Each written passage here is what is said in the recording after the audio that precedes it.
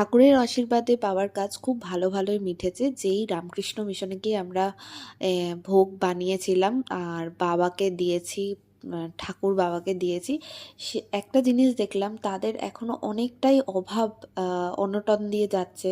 যেসব গরিব মানুষদেরকে সাহায্য করে, সেই সাহায্যের জন্য আরও অনেক ডোনেশন বা কাইন্ডসে কিছু লাইক চাদর, শাড়ি দরকার, কিন্তু এখনো সেই অভাবের মধ্যে দিয়ে যাচ্ছে। তো যারা আমার ভিডিও দেখছো, যদি কেউ কিচ্ছু সাহায্য করতে পারো, প্লিজ আমাকে কমেন্ট করো বা ইনবক্স করো, আমি বলে দেবো তোমরা কি করে হেল্প করতে পারবে। এটা আমার তোমাদের কাছে একটা request, please please help them.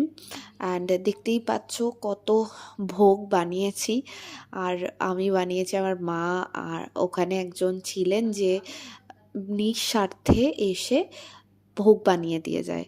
বাস বাবা, তুমি যেখানেই থাকো খুব ভালো থাকো।